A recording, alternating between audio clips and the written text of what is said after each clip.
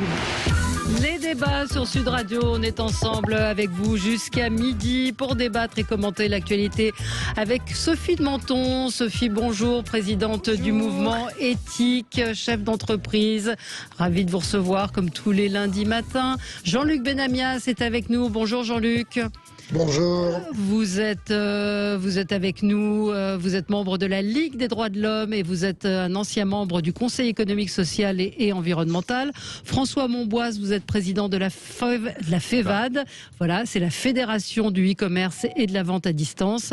Et Thierry Guerrier, journaliste politique, éditorialiste, on vous retrouve tous les lundis matins dans le Grand Matin Sud Radio. Bonjour à vous, merci d'être avec nous. Donc on va parler de beaucoup de sujets aujourd'hui. Un week-end politique assez chargé avec le premier tour de la primaire des Verts qui a amené son lot de surprises. On va en parler avec vous dans un tout petit instant, puisque Sandrine Rousseau est arrivée juste derrière Yannick Jadot, alors que certains le donnaient largement vainqueur. On va parler de la prime également d'Éric Zemmour qui était pas en campagne, il présentait son livre sur la Côte d'Azur. Vous direz ce que vous en pensez, Thierry Guerrier.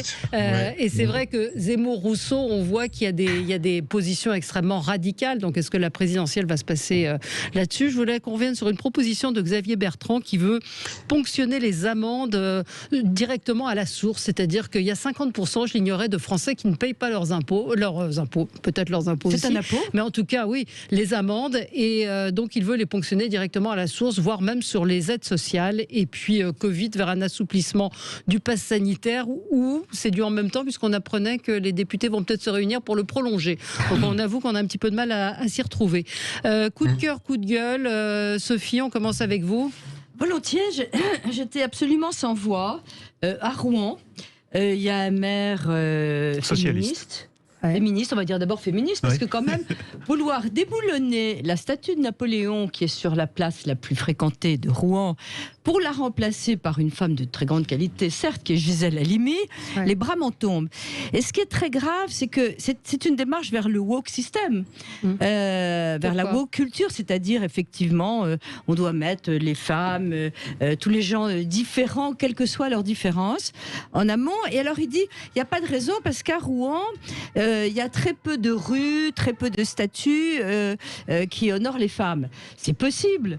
Enfin, mettre Gisèle Halimi à la place de Napoléon, moi, les bras m'en sont tombés. Parce qu'il y a quand même une question de bon sens.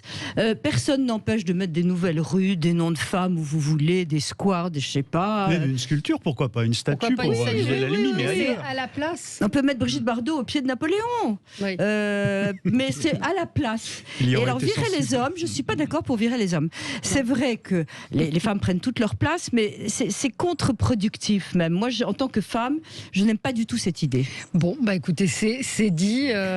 On verra ce que ces électeurs diront aux prochaines municipales. C'est vrai que ça joue aussi. Thierry Guerrier, c'est un coup de gueule. On va se faire engueuler ce matin par les féministes. Mais alors, pour le coup, c'est un coup de gueule contre une femme, en l'occurrence, parce que vraiment, là, les bras m'en sont tombés aussi. Imaginez-vous qu'après avoir été battue au régional, dans sa région, puis battue à la députation, Ségolène Royal est encore candidate. Et vous imaginez où elle veut être élue maintenant? Elle veut être désignée, évidemment. En plus, c'est une élection indirecte, ce sera un peu plus facile. Elle veut être élue comme sénatrice de l'étranger. Je ne savais pas que Poitou-Charentes était une région étrangère ou à l'étranger. En quoi est-elle légitime alors que la ville est pied une fois au pôle? Surtout, il n'y a pas à faire campagne, parce qu'on vous nomme. Voilà, mais c'est presque ça. Non, c'est pas tout ça. C'est une élection. Non, c'est une élection indirecte. Oui. Auprès d'élus eux-mêmes qui ont des responsabilités, qui voient bien qui sont les Français, les maires par exemple. Donc non, c'est quand même une élection. C'est une élection plus sophistiquée, mais c'est une élection. Donc il y a campagne à faire. Mais enfin, en l'occurrence, le PS ne la soutient pas. Et puis surtout, je trouve que vraiment... ils ont peur de rien. Elle a déjà été au pôle. Oui, c'est un peu. Avec les pagouins. Mais je crois qu'elle a assez peu de chance, non? Jean-Luc Benamias, vous avez un avis là-dessus? Pas vraiment un avis. C'est une élection consulaire. Donc ils sont élus par des conseillers consulaires et par des élus. Autres, donc c'est une élection indirecte, mais c'est quand même une élection. J'ai pas d'avis. Je trouve ça assez incroyable que après avoir eu tant de postes, et Ségolène Royal, il y a eu beaucoup de postes de responsabilité, on en cherche encore. Voilà, j'en dirai pas plus. Je trouve que c'est une pratique qui existe beaucoup en France, de ne pas savoir s'arrêter à un moment donné, parce que de toute façon, John Biden n'est pas très jeune, hein, Joe Biden. Je ne parle pas de la jeunesse, là. Je parle du nombre de responsabilités qu'on a eues. Je sais bien que Joe Biden a eu beaucoup de responsabilités aussi, ça ne m'a pas échappé. Voilà, on me demande mon avis, je le donne. Je trouve qu'à un moment donné, l'existence politique de quelqu'un ne disparaît pas si on n'est pas élu. Surtout quand le suffrage universel vous a dit au revoir. À Ségolène Royal, on peut lui demander son avis. Voilà. François, c'est pas un sujet. Non, mais c'est un peu pitoyable, effectivement. L'acharnement au pouvoir, c'est les gens qui savent pas décrocher, en fait. Ouais, c'est ça. Ils n'arrivent pas à décrocher. Et les électeurs lui ont dit 2 fois au revoir. Ouais, c'est ça. C'est exactement ça. François, vous, c'est un coup de gueule. Non, je vais changer un peu en ligne avec ce que disait Sophie, parce que c'est assez grave ce qui se passe. Et je ne sais pas si vous avez vu qu'un orchestre américain, l'orchestre du Buffalo, a fait une annonce pour recruter un assistant du chef d'orchestre, dans lequel spécifiquement ils disent qu'il doit faire partie d'un certain nombre de minorités, donc ni blanc ni asiatique. Et c'est vraiment grave. Il y avait déjà un orchestre britannique, on en a parlé, qui a viré 14 personnes. C'est fait. Hein. Blanc. Ils n'ont pas renouvelé les contrats de 14 personnes pour la couleur de peau. Et là, aux États-Unis, on fait une annonce de recrutement en spécifiant la couleur des gens. Enfin, c'est hallucinant. Il y a une très grande violoniste chinoise d'origine. Oui, Zhang Zhang, on en a parlé vendredi sur cette antenne. Moi, j'ai trouvé formidable qu'elle soit parce qu'elle a fait le parallèle avec l'équipe de foot en disant, est-ce qu'on imaginerait une équipe de foot virer les joueurs noirs en disant il n'y a pas d'équité, quoi. J'en profite pour signaler quand même un coup de gueule pour les éditions Milan. Alors les éditions Milan qui font des livres qui sont destinés aux enfants sur des thématiques différentes, et donc depuis quelque temps on est Sophie évoquait le wokisme, on parle de la violence, des agressions dans ces petits livres, et alors l'agresseur c'est le blanc et les personnages autour sont des noirs, l'enfant qui est victime est noir et la psychologue est blanche. Dans la guerre, ce sont les soldats sont blancs et les populations indigènes. Il y a même un encadré sur Black Lives Matter, et ensuite il y a un encadré, je vois aussi sur ça sert à quoi la loi, et là on voit un policier blanc qui emmène un jeune homme blanc, donc délinquant, face à une avocate noire. Donc c'est absolument orienté. L'agressivité, je vous cite tout parce que c'est assez sidérant. C'est un enseignant noir qui a 2 enfants blancs dans la cour qui se tapent dessus. Voilà, donc visiblement il y a et pareil, c'est quoi la violence? Vous avez un petit blanc qui agrippe un petit noir. Vous savez, comme je ne suis pas raciste, je ne ferai pas l'insulte aux blancs de penser qu'ils n'ont pas de voyous et de mauvais chez eux. Le truc, c'est que c'est toutes les races. Enfin, c'est toutes les races, mais là il y a visiblement, parce que c'est un travail qui a été fait. Là il y a visiblement un travail éditorial qui est fait par les éditions Milan qui met les blancs en accusation face à alors ils vous diront. La question, c'est le systématisme. Oui, c'est ça. Oui, ils vous diront aussi à la décharge. Juste un mot, Thierry. Je pense que tu as un peu glissé, et je ne t'en veux pas, mais il ne s'agit pas de race. Il n'y a qu'une seule race humaine. Excuse-moi. C'est encore de racisme. Oui, on parle de racisme. Il faut supprimer le mot. Le racisme existe. C'est tout. Je préfère le dire. J'ai parlé de racisme. Sans agressivité. J'ai jamais utilisé le mot race. J'ai parlé de racisme. Pas utilisé le mot race, et puis ça suffit. Racisme, ça veut dire race. Non, j'ai parlé des blancs, des noirs et du racisme. C'est bon. Je retire, allez, c'est bon. D'accord. Oui, non, mais c'est vrai que ça a été, j'ai vu passer ça hier. En revanche, le systématisme, c'est ça qui est insupportable. C'est-à-dire qu'il faut reformuler et donner des exemples qui seraient en négatif en permanence. La question, c'est de positiver, c'est d'amener tout le monde vers le respect et vers l'unité. Mais ce qui est grave, et il faut aussi le comprendre, c'est que les gens vous disent les femmes ont été tellement exploitées, tellement minorées, tellement absentes. Les Noirs ont été tellement victimes que maintenant, si c'est injuste dans l'autre sens, c'est bien fait. Voilà. Et ce qui est grave, c'est qu'ils prônent presque la justice dans l'autre sens. C'est une forme de racisme, non ? Vous qui interveniez sur le sujet, Jean-Luc. Oui, le racisme n'est pas égal à race. Je le redis, il n'y a qu'une seule race humaine. Alors le racisme, c'est quoi ? C'est pour ça qu'il peut y avoir des voyous chez les blancs aussi, d'ailleurs. C'est pour ça. Oui. Parce qu'il n'y a qu'une race humaine. Oui. Mais là, c'est le systématisme qui rejoint un petit peu. Mais je ne reviens pas là-dessus, je suis d'accord avec. Voilà, ça revient à ce que disait François sur cette revisitation, entre guillemets. Ce que dit Sophie sur la revanche, c'est tout le discours de Sandrine Rousseau, en fait. Oui, exactement. Le monde est violent, il y a des gens qui souffrent, il est temps de prendre cette revanche. Et effectivement, c'est pas un discours d'unité et de concorde nationale du tout. Et ce qui est grave, c'est que, et bien en même temps, on rend aujourd'hui hommage aux harkis. C'est vrai qu'on a été épouvantable, on leur rend hommage et c'est bien. Cela dit, on peut pas rentrer dans la repentance de tout ce qui s'est mal passé, parce que ça devient là un monde encore plus violent, encore pire. Et voilà, stop. Ouais. Bon, on pourra en reparler de ça, parce que c'est vrai qu'on sent que la campagne est bien entamée, la campagne pour la présidentielle de l'année prochaine. On se retrouve dans un petit instant sur Sud Radio avec vous. À tout de suite. Bienvenue si vous nous rejoignez sur Sud Radio. Nous débattons avec Sophie de Menton, chef d'entreprise, présidente du mouvement éthique. Thierry Guerrier, journaliste politique, éditorialiste. On vous retrouve tous les lundis matins dans le Grand Matin Sud Radio. François Monboise, président de la FEVA, de la Fédération du e-commerce et de la vente à distance.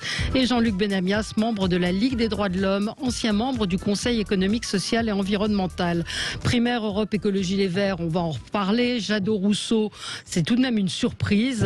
C'est le choix de la radicalité, en tout cas en ce qui concerne Sandrine Rousseau. Elle a un discours extrêmement clair et on va en reparler. La même chose pour l'engouement autour d'Éric Zemmour. Donc peut-être traiter ce thème un peu transversal, les Français en quête d'une rupture.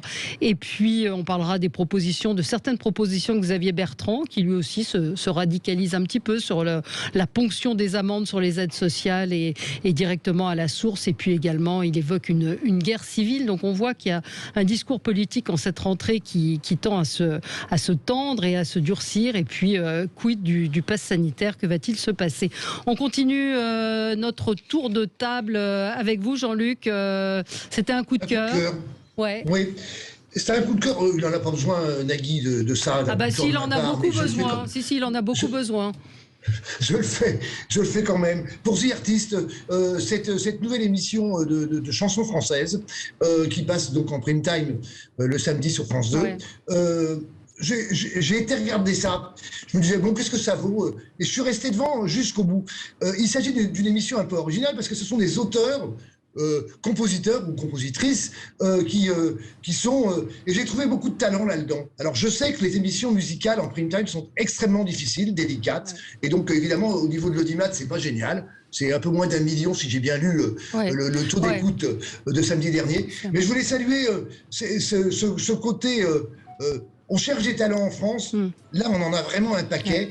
C'était 1600 personnes y ont participé au départ. Là, il y a 20 candidats et candidates. J'ai trouvé à l'écoute, et je suis resté de bout en bout, vraiment un talent incroyable chez tous ces jeunes artistes, parce qu'il s'agit de jeunes artistes. Oui, c'est vrai que c'est un pari difficile, c'est tout à l'honneur du service public de l'avoir tenté. Visiblement, ça ne fonctionne pas. Hein. C'est ce qu'on peut qualifier, pardon, vu le contexte, mais d'accident industriel en termes d'audience. Hein, moins d'1 million pour France 2, qui arrive en 5e position. Ça a peut-être trouvé son public avec le temps. Peut-être. Nagui a fait une petite vidéo où il dit aux gens, donnez la chance à l'émission, allez voir le replay. En tout cas, non, je pense que ça lui fera plaisir. On reste dans la télé. Moi, j'ai un coup de gueule sur le téléfilm, la fiction proposée par TF1 ce soir autour de l'affaire Grégory, qui est particulièrement indigne, particulièrement voyeuse. Moi, je l'ai regardé avec un expert de l'affaire. Et puis, je vous renvoie sur le papier de Laurence Lacour, qui est celle qui a inspiré la reporter, qui est extrêmement mal jouée, je trouve, ce soir. Elle a relevé 80 erreurs factuelles. Donc, quand on entend TF1 dire téléfilm événement avec on a voulu reconstituer la vérité, raconter des pratiques journalistiques qui ont pu être finalement assez terribles à l'époque, mais qui ne sont pas celles qui sont décrites dans le film. Il y a énormément d'erreurs très très factuelles. L'une d'entre elles, par exemple, Muriel Boll, qui dit oui c'était Grégory que j'ai été chercher à l'école. Elle ne connaissait pas Grégory. Enfin, il y a plein d'erreurs, et puis surtout on n'a pas prévenu les parents. C'est une souffrance pour eux, parce que puis c'est laid, c'est très laid, l'image est laide, tout est laid. Donc je vous recommande de ne pas le regarder ce soir, tout simplement. Voilà, c'est un vrai coup de gueule, mais c'est vrai que... Et puis Laurence Lacour, dans ce papier que vous lirez peut-être dans Télérama, elle parle de pillage, c'est-à-dire que son livre a été pillé, et il n'y a aucun souci de vérité. Donc voilà, c'est un vrai coup de gueule. Allons chanter tous ensemble sur une autre chaîne, plutôt que... Voilà, ça c'est dit. Plutôt, vous pouvez aller au cinéma voir Bac Nord, à la place. Un excellent film. Qualifié par Libération de lamentable. Mais ça, c'est bon signe, ça prouve qu'il faut y aller. Voilà. On va passer à nos sujets d'actualité. On va commencer peut-être avec cette élection premier tour de la primaire Jadot-Rousseau. C'est tout de même une surprise. François Monbois, vous qui êtes un spécialiste de l'écologie, non, mais qui voilà, vous Sandrine Rousseau a fait une belle campagne médiatique, c'est-à-dire elle était inconnue il y a quelques mois et elle est devenue très connue très vite. Ouais. Et elle a ringardisé les autres, c'est-à-dire qu'on n'a pas entendu les autres. Et elle a eu sur Twitter un mème, c'est-à-dire elle a réussi à doubler Piolle sur sa gauche. Voilà. Oui. Elle a eu un compte parodique qui mettait en scène M. Ruisseau, ses propositions. Twitter, et du coup, on n'a parlé que d'elle. Ouais. Et il s'est passé comme c'était passé à la primaire PS il y a 5 ans. Vous vous souvenez, c'est Benoît Hamon qui avait gagné. C'était son compte parodique qui a fait un tweet en disant la dernière cascade de Belmondo. Non, c'était son vrai compte. Jean-Pierre Belmondo, une dernière cascade qui n'aura pas été très douloureuse. C'est quand même un petit peu embêtant. Un petit peu embêtant. Oui, mais... il y a eu... Mais c'est pas... Médiatiquement, du coup, elle a émergé. Elle a émergé, mais au-delà de ça, avec y compris dans ses bêtises, dans ses bêtises sur les Afghans. J'ai lu aussi qu'il y avait beaucoup de gens non écolos qui se sont inscrits pour voter pour elle, pour la faire gagner, dont certains sur Twitter. Et à quoi ça tient d'après vous ? C'est faire gagner un écolo radical pour qu'au total l'écologie ne gagne pas. C'était ça la stratégie de ces gens-là. C'est ça la stratégie, parce que on va parler peut-être... Le PS a tout intérêt à ce que ça soit Sandrine Rousseau, parce que du coup, Anne Hidalgo pourra permettre d'être écologiste responsable. Et peut-être même de rallier Yannick Jadot, Thierry Guerrier. Je pense que je comprends ce raisonnement et je crois qu'il est vrai dans un premier temps. Mais dans un deuxième temps, ça va plomber Anne Hidalgo qui a tellement besoin du vote écologiste et qui a tellement peur de dire du mal de l'écologie, y compris la décroissance par exemple, alors que si elle se veut de gouvernement, elle sait bien qu'on ne peut pas imposer au pays la décroissance économique. Bon, eh bien, c'est juste la pauvreté, vendre la pauvreté à tout le monde, quoi, politiquement. Eh bien, Anne Hidalgo sera à un moment donné déportée sur sa gauche par Sandrine Rousseau en face. Mais d'où vient-on ? Jean-Luc Benamias pourra le dire mieux que nous, il connaît bien cet univers. J'aurais dû commencer par Jean-Luc, pardon Jean-Luc, mais comme vous n'êtes pas, je précise pour nos auditeurs que vous êtes à distance à Marseille, parce qu'on fait participer toute la France, c'est vrai que je me tourne vers les gens qui sont en plateau en premier. Excusez Valérie.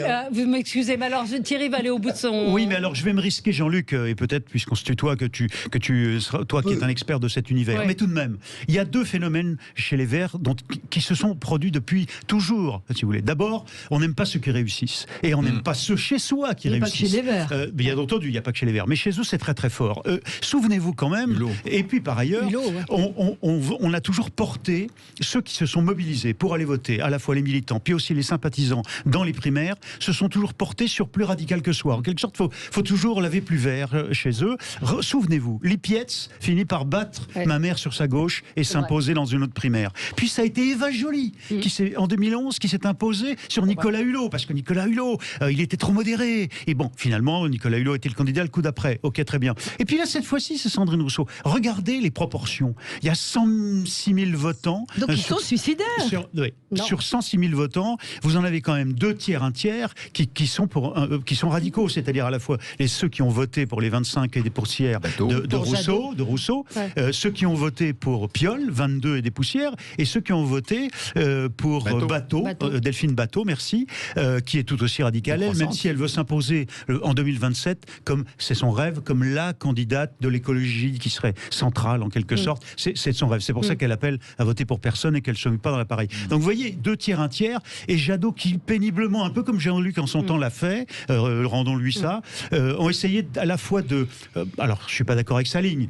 Par exemple, aujourd'hui, Jadot se sent obligé sur une radio concurrente il y a quelques minutes, il a dit « Oui, moi aussi je suis un radical, j'ai arraché des OGM ». Vous imaginez ? On sait maintenant qu'on découvre que les OGM sont une bonne solution pour finalement faire vivre les 8 milliards d'habitants de la planète. Bon, et qui ne sont pas si mauvais que ça, certains en tout cas. Bon, en tout cas, certains comme Jadot ou Jean-Luc ont tenté d'imposer une version plus à l'allemande, une version plus médiane, plus centrale de l'écologie. Ils n'y arrivent pas parce que chez eux, on est suicidaire en effet. Mais donc ils sont les pires ennemis des écologistes. C'est je ne comprends pas ça. L'analyse de Jean-Luc, et j'aurais dû commencer par vous, Jean-Luc, effectivement, l'expert. Bon, il faudrait l'émission complète. Je m'excuse Valérie, sur la radio par rapport à cela.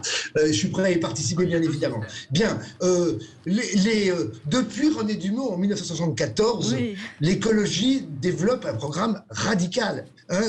René Dumont en 1974 surprend tout le monde. Alors il le fait parce qu'il a un certain âge déjà à l'époque, il a près de 70 ans. Mais il est bienveillant, lui, à l'époque. Il développe ça de manière extrêmement tranquille, mais son programme est très radical. Donc voilà. Après, pour la première fois, il y a autant de votants dans cette primaire écolo. Parce que les autres primaires écolo, tout au plus, il y avait eu 33 000 votants. Même si... Il faut pondérer les choses. 125 000 et donc 106 000 votants à la fin, c'est pas gigantesque. Ça ne représente pas l'électorat écolo. Et c'est là où les sondages qui ont été prévus à l'avance, qui ont été faits à l'avance dans les médias, se sont complètement trompés. Parce que si on fait voter l'ensemble de l'électorat écolo, évidemment que Yannick Jadot arrive très largement en tête par rapport, parce qu'il est le plus connu, parce qu'il tient un discours à la fois radical, mais à la fois avec beaucoup de tranquillité.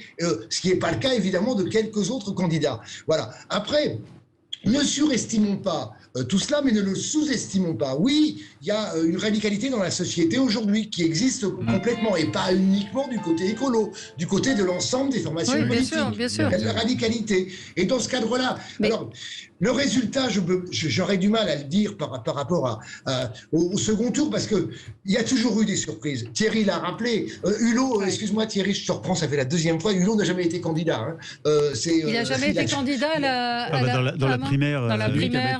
Dans la primaire, mais il n'a jamais gagné. Il a été battu parce que à chaque fois, celui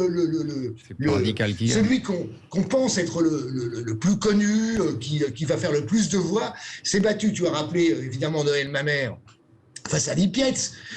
C'est Lipietz qui gagne. Je rappelle que Lipietz avait gagné de 80 voix. J'étais secrétaire national à l'époque. Moi, quand les choses se jouent à 80 voix sur 12 000 votants, ça devient très compliqué. Bon, là aussi, c'est très difficile parce que je pense que ça va être très serré. Extrêmement serré. Mais vous êtes étonné ou pas, vous, du résultat? Ou vous attendiez à ça? Je suis étonné du résultat parce que quand ce sont des électeurs et électrices qui s'inscrivent de manière volontaire et que ce n'est pas l'électorat en général, la radicalité existe, même si Thierry a raison. L'ensemble des discours, même celui d'Yannick maintenant aujourd'hui, est assez radical. Voilà. Après, Sandrine Rousseau a une particularité, c'est qu'elle le dit de manière extrêmement ferme. Et alors, tous les sujets, elle y passe dans tous les sujets, sur la radicalité, dans tous les sujets. La différence et la difficulté pour les écolos, c'est qu'ils portent quelqu'un qui, à leurs yeux, porte leur couleur et leur programme. Mais en réalité, il faut séduire pour gagner politiquement. Il faut séduire ceux qui votent au départ pour quelqu'un d'autre. Et la question, c'était que Yannick Jadot est en capacité, peut-être, même s'il a dans son programme aussi une forme de radicalité, Jean-Luc, tu as raison, il a tout de même une volonté de réunir, une volonté de convaincre. Rousseau, par exemple, sur les hommes, sur les questions sur les hommes et les femmes. Sandrine Rousseau, elle est soutenue par Lise Coffin, celle qui dit, l'élu de la mairie de Paris, qui dit il faut se passer des hommes. Bon, c'est un discours absolument radical, et elle continue à parler des racisés. Voilà. C'est pas un discours qui peut faire gagner Anne Hidalgo. On va marquer une pause, Sophie, et on se retrouve, on continue à parler. Et vous pouvez évidemment réagir sur Sud Radio 0826 300 300. Je vois que ce matin, elle a dit il faut sortir des SUV, donc des gros véhicules. On ne peut pas se déplacer avec 1,5 tonnes de fer. Voilà. Donc elle va sur tous ces sujets-là. On y revient dans un instant avec vous. À tout de suite. Les débats avec Sophie de Menton, Thierry Guerrier, François Monbois et Jean-Luc Benamias. Donc nous parlons du premier tour de la primaire Europe Écologie Les Verts. Jadot, Rousseau sont arrivés en tête. Sophie, vous vouliez réagir? Oui, je voulais réagir juste parce que c'était étonnant parce que le mouvement éthique que je préside, on invite toujours les candidats et on avait invité à un débat Yannick Jadot parmi d'autres candidats et j'avais demandé aux chefs d'entreprise présents, qui étaient quand même 150, oubliez votre couleur politique, oubliez pour qui vous votez et dites-nous ce matin qui a été le plus convaincant. Eh bien, c'était stupéfiant, c'était à plus de 70% Yannick Jadot. Oui, mais... Et il avait un discours. Alors, j'avais posé la question en disant, enfin, vous n'aimez pas les entreprises. Et il avait hurlé. Donc, ce que je veux dire, c'est que la politique déforme tout. Les élections déforment tout. On ne peut plus avoir aucune sincérité des candidats. Si vous êtes un peu en écologie, que vous finissez par vous rendre à l'évidence que vous êtes intelligent, avec du bon sens, que vous essayez d'être honnête, c'est pas la peine de vous présenter. Et ça, c'est terrible parce que tout le monde vous entendez beaucoup de médias donner aujourd'hui la parole à Denis Père, qui est candidat issu du MEDEF au sein de la primaire de LR. On va le recevoir mercredi. On va le recevoir mercredi parce que on va le recevoir mercredi parce que je trouve qu'il a très justement chef d'entreprise, il faut donner l'explication aux auditeurs. Il a d'ailleurs monté un parti de chef d'entreprise. Et LR fait tout pour ne pas le mettre dans la course. Denis Père. Il est furieux parce qu'il a adhéré à les Républicains. Il a suivi tous les statuts pour être candidat et à chaque fois il est écarté. Le mépris du parti. Mais je veux dire une dernière chose sur les primaires. Je maintiens que c'est le plus radical qui gagne. Souvenez-vous, il y a 5 ans, la une des journaux, c'était Juppé. Et à la primaire, les Républicains, le Juppé le plus modéré s'est fait battre par celui qui avait le programme le plus radical, Fillon, qui a gagné. Donc les primaires ouvertes facilitent les militants les plus motivés, les plus radicaux. C'est le moment de la quête de l'identité de son camp. Et donc, c'est une dynamique qui amène... Mais on va revenir... D'où les propositions de Xavier Bertrand, d'ailleurs. On va revenir sur cette radicalité, entre guillemets. Peut-être un mot, Jean-Luc, est-ce qu'elle peut gagner, à votre avis, Sandrine Rousseau, si on imagine que Éric Piolle, qui est pas très loin d'elle en termes d'idéologie, on va dire, peut lui apporter des voix. Même Delphine Batho. Et puis, sans compter, on parlait de cette primaire ouverte qui fait qu'il y a des gens qui étaient peut-être pas très bien intentionnés, qui sont allés voter. Jean-Luc. Je pense que ça n'a pas beaucoup joué. Tout est possible avec les Verts, je l'ai déjà dit juste avant. C'est totalement ouvert, parce que vous avez vu, Delphine Batho ne donne pas de consigne de vote. Je n'ai pas entendu Éric Piolle donner de consigne de vote non plus. Personne ne fait des consignes de vote. Comme vous avez pu le voir, tout ça est très serré. Yannick Jadot arrive, je pense qu'il fait 27%, je pense qu'il fait 26 000, 27 000 voix. Les autres en font combien? 20 à 21 000. Je mets le gouvernateur de côté qui en fait 2500. Donc tout ça est absolument insondable, justement. Et si on trouve, et si les instituts font des sondages cette fois-ci, ils ont de grandes chances de se tromper encore une fois, parce que ça n'a pas de sens. On ne sonde pas sur aussi peu d'électeurs. Ça n'existe pas. Reprenons donc ce mot de radicalité. On a vu le succès d'Éric Zemmour, déjà son livre, en tête des ventes sur Amazon. Ce week-end, donc, il était j'allais dire meeting. Oui, ça avait toute la saveur d'un meeting pour venir parler de son livre. Et c'est vrai que ses propos, visiblement, rencontrent un certain écho, ceux de Sandrine Rousseau aussi, et puis Xavier Bertrand, ce week-end au grand jury Helsinki, il se radicalise un peu. Qui va sur ce terrain-là également. Thierry, peut-être l'analyse politique sur cette recherche de candidats disruptifs. Je crois surtout que les Français, eux, quels qu'ils soient, quand ils sont en posture de se poser la question pour qui ils vont voter, sont exigeants, parce qu'ils aiment la politique, et ils y croient encore. Ils croient encore à notre système. Ceux qui votent. Non, mais ceux qui votent, y compris ceux qui votent pas, mais qui voudraient voter, et qui restent nombreux, il suffit de les réembarquer. En tout cas, il faut travailler à les réembarquer.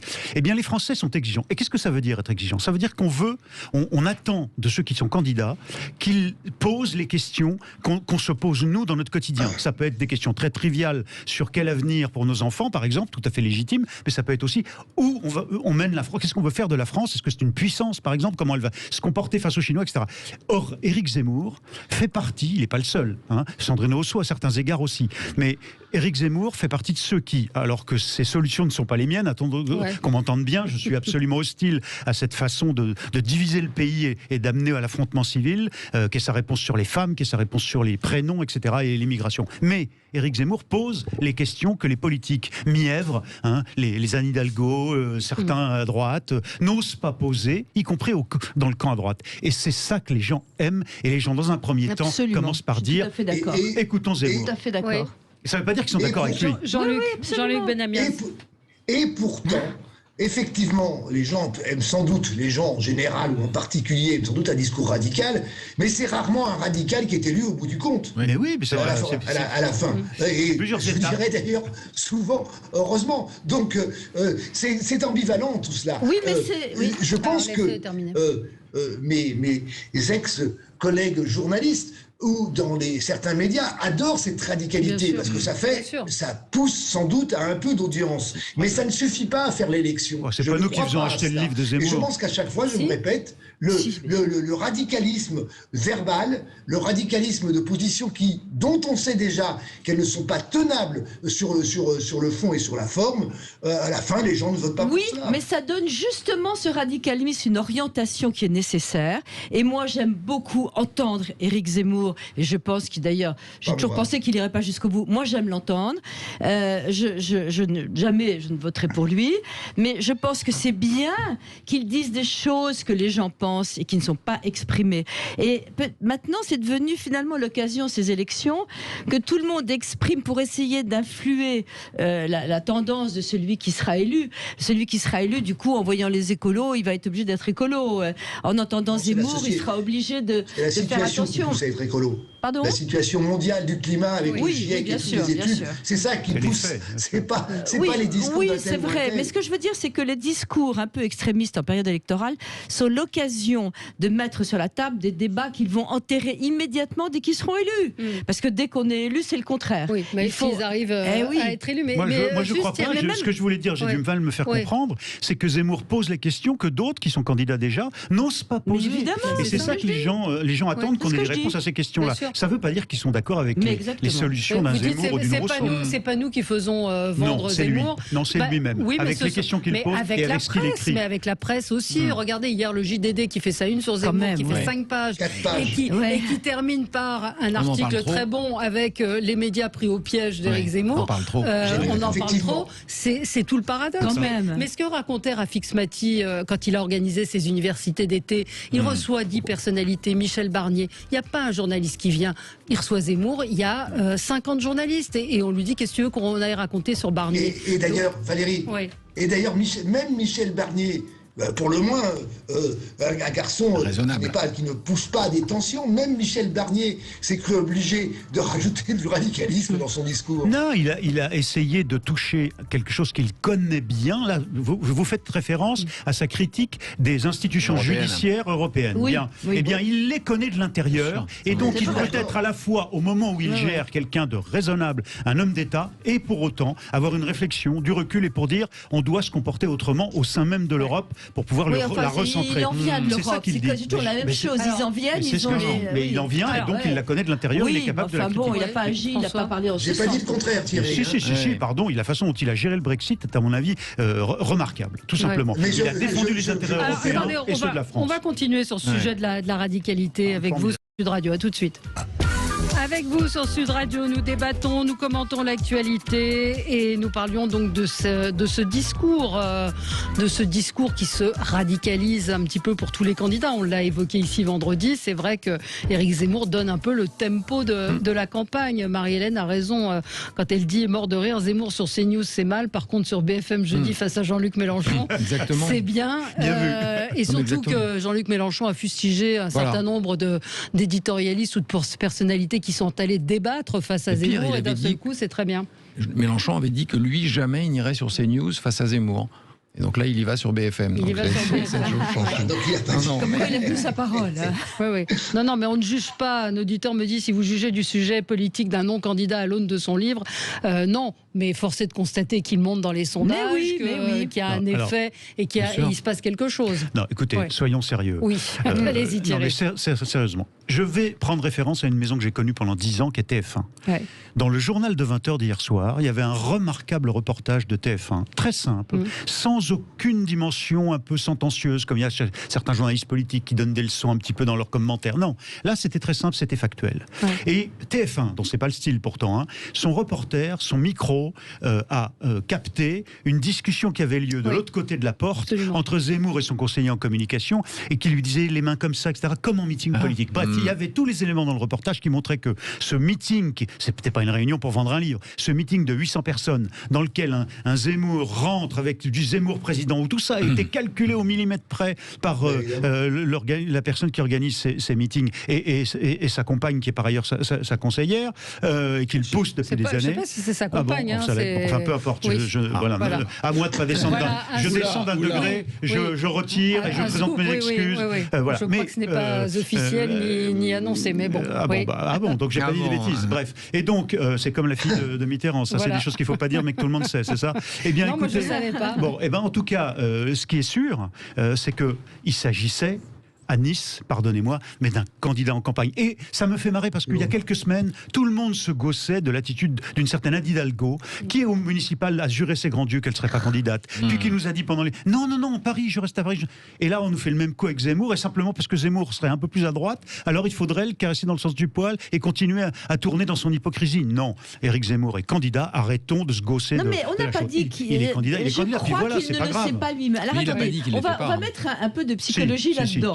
C'est pas le problème. Il a envie, il est porté par un succès incroyable, il plane, et sa personnalité d'ailleurs dans son bouquin, il hésite encore. Il est poussé par des gens qui lui disent sois candidat, il veut l'être. Mais au dernier moment, Zemmour a une psychologie, c'est un homme d'habitude, c'est un homme inquiet, et je ne suis pas du tout sûre. Moi non plus, mais c'est psychologique, c'est mon intuition. Après, peut-être que les scores dans les sondages vont l'inquiéter. Peut-être que voilà, mais enfin, vous savez très bien qu'il y a des gens qui Il est intelligent, il sait qu'il ne sait pas non plus forcément être président de la République. Mais écoutez, il ne faut pas mentir aux auditeurs. Je mens pas aux auditeurs. La réalité, c'est que nous savons, qu'il y a, par exemple, un monsieur Gave qui cherche des fonds pour financer une campagne présidentielle. Mais il ne faut pas dire aux gens qu'il n'est pas candidat. Au dernier moment, il peut dire je ne suis pas candidat. Ah bah oui, mais ça c'est vrai aussi d'Anne Hidalgo. C'est pas comme ça que ça se passe. Oui. Exactement. Oui, Jean-Luc. Ce qui se passe pour être candidat, c'est qu'il faut 500 signatures. Oui, et il faut l'argent. L'argent et les signatures. Portées de manière formelle. Et il les cherche déjà. Juste un mois avant l'élection présidentielle. C'est pas évident. Et il est vrai. C'est déjà être candidat. Dans ce qu'a dit Thierry, vous avez dit que Éric Zemmour a déjà commencé à chercher des promesses. Oui, ça veut rien dire. Donc, c'est vrai, il essaie. Moi, je pense que la plus grande difficulté qu'il aura, c'est de trouver les 500 parrainages réels dans le dernier mois de la campagne. Et Anne Hidalgo les cherche déjà aussi. Il part avec 0 élu, Éric Zemmour. Ouais. Marine Le Pen, elle part avec 200, 300, 400 déjà signatures fermes. C'est très compliqué. Est-ce que vous êtes d'accord, Jean-Luc, est-ce que vous êtes d'accord tous pour considérer que, à l'heure qu'il est, le fait d'être dans une posture à la Hidalgo avec un appareil derrière qui cherche les 500 signatures, ou Éric Zemmour avec un appareil derrière qui cherche les 500 signatures, pardonnez-moi, est-ce que c'est pas la même chose? Non, c'est pas la même chose. Ça ne veut pas dire qu'au bout du compte il le sera, mais ça veut dire que déjà il cherche à l'être et il l'est déjà dans les faits, dans sa façon de vendre ses idées et de promouvoir. Voilà, c'est tout. Il y a une nuance tout de même un petit peu compliquée et subtile. C'est pour ça que je parlais d'hypocrisie. Il ne faut pas mentir aux auditeurs. François. Pour moi, c'est pas la question. La question, c'est pourquoi il y a des candidats comme Zemmour et qui plaisent. Oui. Et je pense que c'est parce que d'abord, c'est pas propre à la France. Les Italiens ont eu Beppe Grillo. Les Ukrainiens, je crois, ont un président qui vient du monde du showbiz aussi.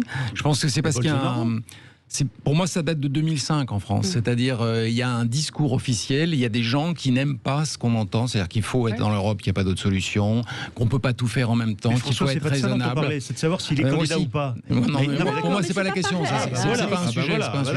C'est pourquoi la candidature de Zemmour est quelque chose qui paraît plausible à 10% des gens qui votent pour lui. C'est ça. Ouais, et je pense qu'il y a un besoin de discours radical, mais à gauche, qui est celui de Sandrine Rousseau, qui dit s'il faut interdire les SUV, pourquoi on donne 5 ans, il faut le faire tout de suite, Vous avez réconcilié sur cette idée. Non, mais je pense qu'il y a un besoin de discours radical. On a quand même les Gilets jaunes, on a quand même des Gugus qui tous les samedis manifestent, on ne sait pas trop pourquoi d'ailleurs, mais continuent à manifester tous les samedis. Ils sont passés au vaccin alors. Ils sont méprisés, tout simplement. Oui, ils se sentent méprisés. Mais donc, ils sont prêts à aller dans des discours radicaux. Moi, je dis aussi que c'est pas tellement ça. Le Gilet jaune, à la base, ils ont raison. On ne peut pas vivre de son travail en France, c'est inadmissible. Moi, en tant que chef d'entreprise, je trouve épouvantable qu'il y ait une situation telle, avec les différences, alors c'est pas les charges salariales, on en a besoin peut-être, mais les charges et salariales et patronales font que on a des salaires qui se rapprochent de plus en plus du SMIC, on ne peut pas vivre de son travail et c'est révoltant. Ça, c'est un autre sujet. Mais c'est un autre sujet. C'est les Gilets jaunes à la base. Les Gilets jaunes, logiquement, ils devraient aller vers un parti politique.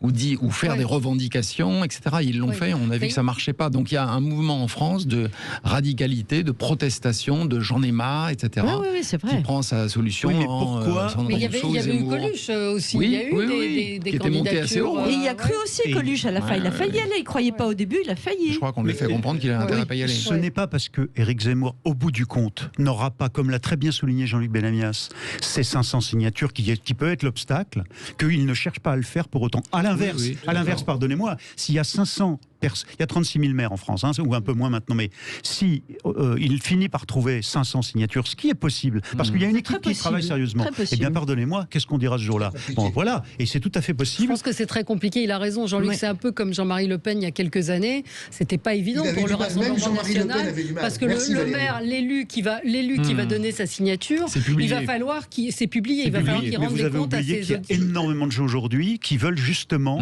qu'on donne crédit à des questions importantes. On n'en voudra pas au maire. Et moi, je ne voterai jamais Éric Zemmour, mais je peux vous dire que je comprends qu'il y a des gens qui soient derrière lui. J'en connais un qui aura plus facilement les signatures que Éric Zemmour, il s'appelle Jean Lassalle. Parce qu'à ce niveau-là, dans l'opinion du monde rural, du monde qui se sent exclu, Jean Lassalle apparaît comme beaucoup plus sérieux. Je ne dis pas qu'il l'est, je ne dis pas qu'il ne l'est pas. Je dis que dans le cadre de cette recherche de signatures, et d'ailleurs Jean Lassalle les a déjà trouvées une fois, et donc par rapport à ce que tu dis, Sophie, par rapport à l'esprit gilet jaune, par rapport à ce côté révolté d'un certain nombre de Françaises et de Français, je pense que Éric Zemmour n'est pas le bon représentant, car il est déjà battu par d'autres candidates d'extrême droite, notamment comme Marine Le Pen, mais d'autres candidats ou candidatures, il y a toujours des petits candidats qui passent la barre des 500 signatures. Mais dans ces cas-là, il ne faut pas qu'ils fassent peur aux maires et à ceux qui peuvent signer. Et la salle j'allais dire, c'est positif dans ma bouche, c'est un brave homme. Oui. Mais justement, c'est pour ça que c'est pas un radical. C'est pas un radical. C'est pas un radical. Justement parce que c'est un brave homme. Si vous le connaissiez un peu, il est assez radical quand même. Je le connais, oui. Pas de la même manière. Mais donc, c'est ce qu'on disait tout à l'heure également, c'est que c'est Éric Zemmour qui donne le là de la campagne, qui donne le tempo. On parle que de lui et on en parle effectivement. Les auditeurs me disent oui, vous n'arrêtez pas de dire qu'on en parle trop. Sauf qu'il est là, que c'est un phénomène, un événement. Mais on voit par exemple que Xavier Bertrand hier, dans son discours, dit évidemment, il se pince le nez en parlant d'Éric Zemmour, sauf qu'il va sur la majorité pénale à 15 ans, des peines minimales obligatoires pour les récidivistes, 1 an de prison ferme pour les agressions des forces de l'ordre, pour que les peines prononcées soient vraiment exécutées. Qu'est-ce que ça de radical? C'est déjà en partie dans le programme de LR depuis un certain temps déjà. Oui, sauf qu'il appuie sur ces idées-là, sur la sécurité. Bah oui, parce que Macron est en train d'appuyer à son tour. Alors donc, il est en train d'essayer de rattraper. Le président, là, il a compris aussi. Il a changé un peu son fusil d'épaule. C'est le deuxième sujet que les Français citent, deux ou troisième sujet. C'est dans le trio de tête. Il y a la santé, l'emploi, et les jeunes, et puis la sécurité qui sont cités à juste titre. Xavier Bertrand, il espérait avoir fait le trou à la rentrée. Il ne l'a pas fait du tout. Et donc, effectivement, il est coincé entre Valérie Pécresse, qui est quand même assez haut, et puis Macron, qui fait le beau veau de la sécurité, quand même. Donc, il essaie d'exister. Je pense que c'est un positionnement tactique. Dans les thèmes centraux qui existent aussi dans l'opinion publique en général et d'après les instituts de sondage, la crise que vit la planète au niveau environnemental n'est pas totalement ignorée, c'est le moins qu'on puisse dire, et souvent elle arrive en tête. Oui, souvent elle arrive en tête, c'est vrai. Comme on en avait parlé tout à l'heure, on l'a un peu oublié dans la liste qu'on vient de faire, Jean-Luc, tu as raison. Oui, c'est effectivement... Qu'est-ce que vous en pensez de son idée d'aller à la source, récupérer les amendes pour ceux qui ne payent pas? Ça me gêne un peu, ça, moi. Pourquoi? Franchement, non, alors d'abord, ça dépend qui. On va être à front renversé, là. Oui, ça me gêne un peu parce que autant il faut faire comprendre aux parents des délinquants qui laissent faire, et aux délinquants surtout que c'est leurs parents qui vont payer, et ça les embête. On a beau être délinquant, ça les embête. Ça c'est pour les mineurs, mais là on parle de majeurs. Alors les majeurs qu'on prélève automatiquement, d'abord ça va encore faire une administration supplémentaire, etc. Il faut prélever, c'est compliqué, bon très bien. Et deuxièmement, je ne suis pas d'accord sur les aides sociales. Je suis d'accord éventuellement qu'on prélève les amendes, mais sur les aides sociales ça me gêne un peu. Et c'est déjà le cas. Pas sur les aides sociales. C'est déjà le cas par rapport aux amendes qu'on ne paye pas. Tout d'un coup, il y a saisie sur les comptes bancaires. Enfin, soyons sérieux. Si ça met du temps, c'est très long, certes, mais ça existe. C'est la réalité d'aujourd'hui. Et effectivement, ce qu'a dit Xavier Bertrand de plus, c'est sur les aides sociales. Pénales. Et là, ça pose un vrai problème par rapport à des familles qui touchent moins de 800 € par mois. Moi, ça me gêne un peu quand même. Leur famille. Et là, ça pose un problème. Mais je redis, que déjà, aujourd'hui, on peut être saisi sur son compte bancaire par rapport à des amendes qu'on ne paye pas. Enfin, moi, ce qui m'a sidéré, c'est le chiffre 52%. C'était en 2016, c'est le dernier rapport du Sénat. 52% des amendes pénales ne sont pas payées. Je sais pas. Est-ce qu'ils sont rattrapés, les gens? C'est ça qui est intéressant. Vous voyez, par exemple, Zemmour par rapport versus Bertrand. Qu'est-ce que fait Bertrand? Il essaye de ramener, avec sa proposition, à un des débats clés qui occupent les Français, qu'ils soient de gauche ou qu'ils soient de droite, qui est, par exemple, la capacité à ramener les gens à leur sens des responsabilités et des responsabilités civiques. C'est ça qu'il essaye de faire. Peut-être que c'est pas très habile de la part de Bertrand de le faire comme ça, j'en sais rien, mais il le fait de façon concrète. Et c'est un sujet qui est transversal dans toutes les familles politiques. Regardez Fabien Roussel. Fabien Roussel, communiste, candidat communiste, est obsédé par la question de la sécurité parce qu'il a compris que la gauche avait oublié que dans les classes populaires, on voulait être chez soi au calme et qu'on avait droit à la sécurité. Lui, communiste, en fait un de ses sujets de prédilection aujourd'hui dans sa campagne. Eh bien, c'est pas par hasard. Voilà, Roussel, Zemmour, Bertrand, vous allez dire qu'ils sont radicaux. Non, c'est un sujet quotidien des Français. Quotidien, vrai, effectivement. Allez, on marque une pause, on se retrouve dans un petit instant avec vous. On va parler du pass sanitaire. A tout de suite. Avec vous sur Sud Radio jusqu'à midi. Si Sophie pouvait arrêter de parler, ce serait bien. Le pass sanitaire, donc 3 semaines après la rentrée scolaire, l'épidémie poursuit sa régression. Emmanuel Macron, on en a un petit peu parlé la semaine dernière, envisage des allègements de protocoles sanitaires dans les territoires où le virus circule. Donc c'est vrai que ce serait une sorte de pass sanitaire à la carte. Moins de 8000 nouveaux cas de Covid par jour en France. On est aujourd'hui le pays le plus vacciné du monde, si je ne dis pas de bêtises. Ça veut bien dire que le pass sanitaire, j'entendais un médecin le dire, a bien été une forme de vaccination obligatoire. Écoutez, moi je suis navré, je reste un vieux boomer favorable à la science et qui écoute la science avec tous ses défauts, avec toutes ses difficultés, avec tous ses doutes. Parce que, par exemple, Mathias Vargon, ce médecin urgentiste, c'est lui qui disait Mathias, ça. Oui, non, mais il rappelait sur le plateau de France 5 hier soir à quel point on oublie que la science vit du doute et que la science est un élément work in progress, comme on dit les Américains. C'est toujours une progression. Et donc, à un moment donné, ce qui est une vérité ne l'est plus le lendemain parce qu'on découvre un élément nouveau, etc. C'est même ce qu'on enseignait depuis la plus petite enfance, depuis l'école, à tous nos enfants sur la thématique du fait que on apprend des choses nouvelles. Bon, et donc quand les médecins urgentistes que je connais, qui sont des amis, parce que voilà, c'est mon vieux passé d'ancien pompier de Paris, j'ai beaucoup d'amis aux urgences, dans différents, voilà, quand vous les interrogez, quand vous mangez avec eux, etc. Vous discutez avec eux. Moi, je les écoute et je les crois. Ils me disent, tu sais, la France est aujourd'hui un des pays qui a le mieux vacciné, alors qu'au début, tout le monde, y compris les Gilets jaunes, les critiquait le gouvernement parce qu'on ne vaccinait pas assez. Un des pays les mieux vaccinés au monde en proportion. Et notamment grâce, disent-ils, selon eux, à l'effet psychologique qu'a déclenché le pass sanitaire, que je n'aime pas par ailleurs, parce que m'empêcher à une terrasse de café de boire un café avec un copain qui n'est pas vacciné, ça m'embête. Il a gagné, Macron, là, sur ce coup-là. Il a gagné. Oui, malheureusement, je dois dire, il faut qu'on me démontre le contraire. Voilà, c'est tout. Non, moi, ce que je comprends, François, mais moi, je pense qu'il ne faut pas lever. Je suis d'accord. Il ne faut pas lever le pied. C'est une ânerie. L'Italie est en train de rendre le pass sanitaire obligatoire dans toutes les entreprises. Et nous, à côté, on va le lever. Nous, on n'a pas le droit. Il ne faut pas lever.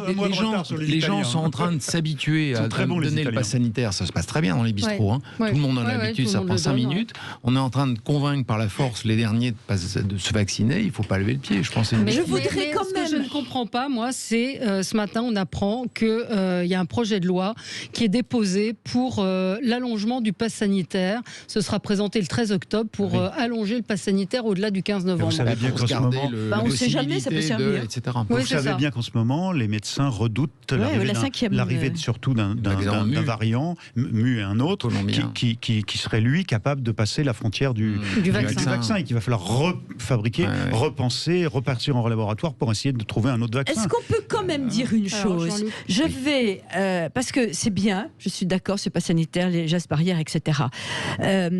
Vendredi soir, à la Maison de la Radio, concert, des centaines de personnes, pas un pass sanitaire exigé. C'est pas bien. Pas un pass sanitaire exigé. C'est pas légal, hein. Radio France. C'est pas légal. C'est pas bien. C'est pas légal. Oui, non, mais je le signale parce que quand même. Et le métro. Alors le métro, on comprend très bien qu'on peut pas tout faire, etc. Mais la ligne 1. qui fait un métro toutes les 3 minutes. En ce moment, non, ils ont des difficultés, c'est toutes les 4-5 minutes. C'est bourré comme on n'a jamais vu ça. Oui, mais vous avez le masque dans le métro. Oui, il y a le masque, d'accord. Oui, mais quand même, il y a des contradictions. Non, mais on fait au mieux. Il y a des non, je pense qu'il y a des incohérences. Oui, il y a des vraies incohérences. Comment on fait au mieux? Je suis désolée, avec Radio France, c'est pas supportable ça. Mais vous savez quand même qu'on vit depuis 2 ans avec un truc qu'on n'a pas choisi, qui s'appelle ce virus, qui a débarqué de Chine et avec lequel on est tous en train d'obligés de s'organiser. Plutôt que de s'engueuler, il faut qu'on trouve des solutions. Quoi. Voilà. Oui, mais Jean-Luc, la pauvre RATP fait ce qu'elle peut. Jean-Luc, sur l'allègement, sur ce pass sanitaire à la carte, on entendait une épidémiologiste qui trouvait ça ridicule.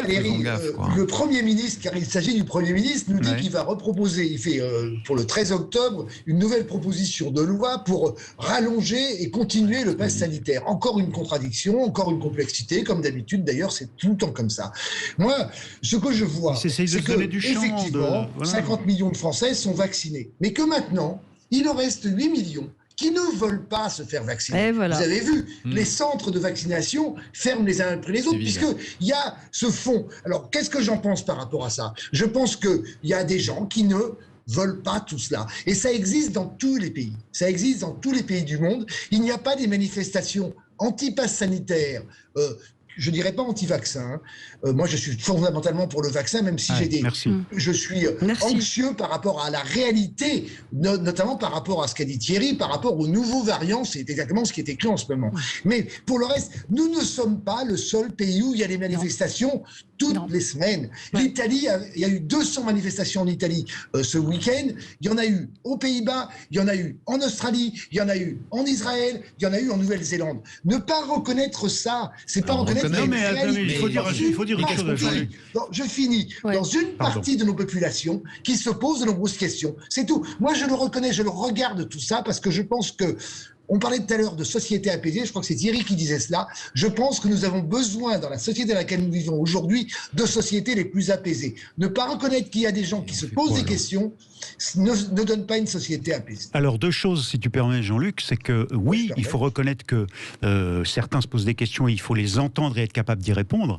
Mais pardon, une fois qu'on y a répondu de façon rationnelle, que les mêmes dont les leaders qui sont finalement, grâce au digital, dans le monde entier, à l'origine d'une vanne complotiste, parce que c'est le digital, c'est les réseaux sociaux qui, dans le monde entier, ont répandu cette vague complotiste, que les mêmes t'insultent et te menacent de mort, comme c'est souvent le cas, y compris les médecins, eh bien, c'est inacceptable. Et pardon, dans ce cas-là, il faut être très ferme. Dans ce cas-là, il n'y a rien à dire. On ne discute pas quand on doit agresser un médecin urgentiste, pardon, un médecin qui met son temps, qui passe des heures, qui n'a pas été payé pendant qu'il était interne, pendant des années pour devenir médecin, et auquel tu envoies ton poing dans la figure simplement parce qu'il veut faire son métier et te sauver, eh bien, pardon, c'est inacceptable.